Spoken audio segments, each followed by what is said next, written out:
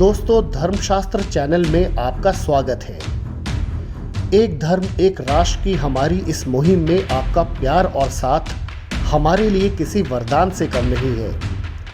आप हमारे वीडियोस को लाइक कर रहे हैं, हमारे चैनल को सब्सक्राइब कर रहे हैं। बस आपका साथ ही हमारी दशा और दिशा निर्धारित कर रहा है। मात्र 15 दिनों में हम सनातन धर्म के प्रचार प्रसार के लिए इतने वीडियोस इसीलिए बना पाए हैं क्योंकि आप ही हमारी शक्ति है।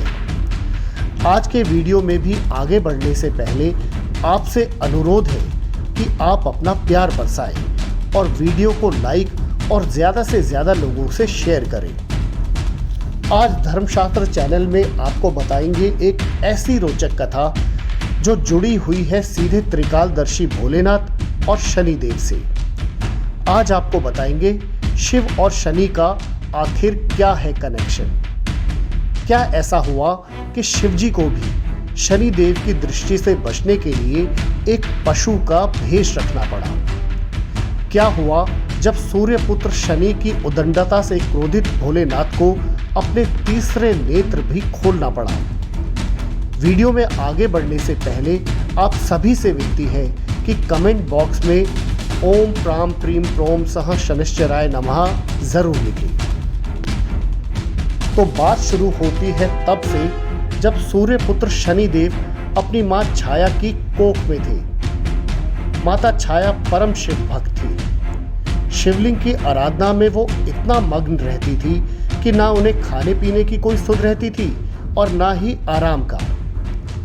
कोख में पल रहे शनिदेव को जब पूर्ण आहार शक्ति नहीं मिली तो इसका उन पर बहुत दुष्प्रभाव पड़ा। यही कारण है कि जन्म के समय उनका रंग इतना काला था कि सब लोग उनसे डरने लगे। दोस्तों, शनिदेव को न्याय का देवता माना जाता है। न्याय भी ऐसा कि दूध का दूध और पानी का पानी। शनि की दृष्टि से कोई नहीं बच पाता। नर वानर देव दानव किन्नर गंधर्व, शनि के दरबार में सब बराबर है। शनि न्याय प्रिय है, न्यायाधीश है। यही कारण है कि सब उनसे डरते भी हैं। न पक्ष न विपक्ष, शनि न्याय करते हुए किसी की भी परवाह नहीं करते। शनि ग्रह को क्रूर ग्रह की संज्ञा ऐसे ही नहीं दी गई है। सनातन धर्म से जुड़े शास्त्रों में उनकी न्याय प्रियता और उसके साथ ही क्रूरता का व्याख्यान आपको भरपूर मिलेगा। आज आपको शनि भगवान से जुड़ी ऐसी पौराणिक कथा बताएंगे जिसमें तीनों लोकों के स्वामी भगवान शिव ने भी उनसे पराजय स्वीकार कर ली थी। दोस्तों, कहानी में आगे बढ़ने से पहले हमारे चैनल को सब्सक्राइब जरूर कीजिए और जोर से बोलिए जय भोलेनाथ और ओम शम शनिश्चराय नमः। क्योंकि शनिदेव की मां छाया शिव जी की परम भक्त थी, इसीलिए बचपन से शनिदेव पर भोलेनाथ का बहुत प्रभाव था। शनिदेव बचपन में बहुत ही शरारती और उद्दंड थे। उनकी उद्दंडता से परेशान होकर पिता सूर्य ने भोलेनाथ को आग्रह किया कि वो शनि को सही मार्ग पर लेकर आए। महादेव ने शनि को बहुत समझाने का प्रयत्न किया, पर हठी शनि कहाँ सुनने वाले थे। शनिदेव को उचित सबक सिखाने के लिए भोलेनाथ को उनके ऊपर प्रहार करना पड़ा। प्रहार इतना प्रबल था कि शनिदेव सह नहीं पाए और मूर्छित हो गए। अब पिता तो पिता है, पुत्र शनि को इस अवस्था में देखकर सूर्यदेव का कलेजा पसिज गया और उन्होंने भोलेनाथ से प्रार्थना की कि वो शनि को क्षमा कर दे। भोलेनाथ शनि को मूर्छित अवस्था से चेतना में लेकर आ गए और शनिदेव को अपना शिष्य बना लिया और साथ ही शनिदेव को दंडाधिकारी की उपाधि भी दी। और इस तरह शनिदेव न्याय और उसके फल या दंड के कार्य में भगवान शिव का सहयोग करने लगे। एक दिन शनिदेव भगवान शिव के धाम कैलाश पर्वत में पहुंच गए। शिव उस समय ध्यान मग्न थे। थोड़ी देर में जब वो ध्यान से बाहर आए तो सामने शनिदेव को देखकर उन्होंने शनिदेव से आने का कारण पूछा। अभिवादन करने के बाद शनिदेव ने महादेव को बताया कि हे प्रभु, कल मैं आपकी राशि में आने वाला हूँ। आप पर भी कल मेरी दृष्टि पड़ने वाली है। महादेव मुस्कुराए और शनिदेव से पूछा कि कल किस समय से और कब तक उन पर शनिदेव की वक्र दृष्टि पड़ने वाली है। शनिदेव ने सहजता से भोलेनाथ को बताया कि कल 1:15 पहर तक उन पर वक्र दृष्टि पड़ने वाली है। ये कहकर शनिदेव तो वहां से चल दिए, पर अब भोलेनाथ को थोड़ी चिंता सताने लगी। उन्होंने सोचा कि ऐसा क्या किया जाए जिससे उन पर शनिदेव की वक्र दृष्टि ना पड़े। इसका तोड़ महादेव ने निकाल लिया और अगले दिन प्रातः वो मृत्युलोक पर प्रकट हो गए। ताकि शनि उन्हें ना ढूंढ पाए, इसलिए उन्होंने अगले दिन एक हाथी का वेश धर लिया और पृथ्वी पर पूरा दिन इधर उधर विचरण करते रहे।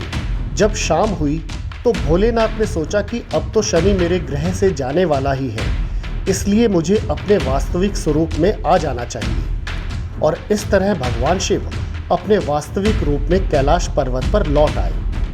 वो ये देखकर आश्चर्यचकित हो गए कि शनिदेव तो वहां पहले से ही पहुंचकर उनकी प्रतीक्षा कर रहे हैं। भोलेनाथ ने मुस्कुराते हुए शनिदेव को कहा कि देखो शनिदेव, तुम्हारी वक्र दृष्टि का मुझ पर कोई असर नहीं हुआ है और मैं पूरी तरह से सुरक्षित हूँ। बड़ी ही विनम्रता से शनिदेव ने जवाब दिया, हे भगवान, मेरी दृष्टि से ना तो कोई देव बच पाया है और ना ही कोई दानव। यहाँ तक कि हे जगत स्वामी, मेरी वक्र दृष्टि का प्रभाव आपके ऊपर भी दिन भर रहा और इसीलिए आपको भी आज एक पशु का भेष रखना पड़ा है। ये मेरी वक्र दृष्टि का ही प्रभाव था कि आपको सारे दिन देव योनि छोड़कर पशु योनि में जाना पड़ा है और इस तरह आप भी आज मेरी वक्र दृष्टि के पात्र बन गए। शनि की हाजिर जवाबी से भगवान इतने प्रसन्न हुए कि उन्होंने शनिदेव को गले से लगा लिया और सारा कैलाश शनिदेव की जयकारों से गूंजने लगा। शनिदेव से जुड़ी एक रोचक कथा और भी है। हुआ यूं कि सूर्यपुत्र शनि ने पिता की आज्ञा की अवहेलना करते हुए सारे ग्रहों को अपने जाल में फांस लिया, जकड़ लिया। घबराकर सूर्यदेव भोलेनाथ की शरण में गए और उनसे आग्रह किया कि वो शनिदेव को रोके। महादेव ने अपने बहुत सारे योद्धाओं को शनिदेव से युद्ध के लिए भेजा, पर शनिदेव के आगे किसी की भी एक न चली। अब भगवान शंकर को स्वयं ही शनिदेव से युद्ध करने आना पड़ा। शनिदेव ने आवेश में आकर वक्र दृष्टि महादेव पर डालने की कोशिश की। महादेव इस बात से इतने क्रोधित हुए कि उन्होंने अपने तीसरे नेत्र खोल दिए और शनिदेव के ऊपर गहरा प्रहार किया। ये देख सूर्यदेव को अपने पुत्र शनि पर दया आ गई और उन्होंने महादेव से शनि के प्राण बख्शने की प्रार्थना की। महादेव ने शनि के प्राण तो बख्श दिए, पर दंड स्वरूप शनिदेव को एक पीपल के पेड़ पर 19 वर्षों के लिए उल्टा लटका दिया। शनिदेव ने 19 वर्षों में महादेव के नाम का खूब जाप किया। तपस्या से प्रसन्न भोलेनाथ ने शनिदेव के प्राण तो बख्शे ही, उन्हें न्यायाधीश भी घोषित कर दिया और साथ ही उन्हें अपने शिष्य के रूप में भी स्वीकार कर लिया। न्याय करते हुए एक बार शनिदेव ने भोलेनाथ को भी नहीं बख्शा और इस बात से भोलेनाथ बहुत ही प्रसन्न हुए थे। तो दोस्तों, देखा आपने, शनिदेव की दृष्टि से इस ब्रह्मांड में कोई नहीं बच पाता है। वास्तव में सृष्टि का संतुलन बनाने के लिए शनिदेव का होना बहुत जरूरी है। शनि बिना पक्षपात किए न्याय करते हैं। शनिदेव की इस कहानी से हमें ये सीख मिलती है कि न्याय करते हुए हमें किसी बात की परवाह नहीं करनी चाहिए। लोग शनि से डरते हैं क्योंकि शनि सभी कर्मों का नतीजा इसी लोक में देते हैं। वहीं शनिदेव के भाई यम सारा फल जीवन के बाद देते हैं। दोस्तों, डर की वजह से लोग अक्सर शनिदेव को खराब ही समझते हैं। वास्तव में अगर मनुष्य के कर्म अच्छे हो तो शनिदेव रंग को भी राजा बना देते हैं, पर वहीं अगर कर्म खराब हो तो शनिदेव की दृष्टि सब कुछ समाप्त कर देती है। शनि हमें सुकर्मों और दुष्कर्मों का फल देकर शुद्ध करते हैं। आप स्वयं सोचिए, जब तीनों लोकों के स्वामी शनि की दृष्टि से नहीं बच पाए तो हम आम लोग उनसे कैसे बच सकते हैं। बस हमें अपने कर्म अच्छे रखने हैं और कमेंट बॉक्स में शनि मंत्र ओम प्राम प्रीम प्रोम सह शनिश्चराय नमः जरूर लिखना है। वीडियो को लाइक और चैनल को आप ज़रूर सब्सक्राइब करेंगे। इसी उम्मीद के साथ आपसे विदा लेते हैं। जय शनिदेव, जय बजरंगबली।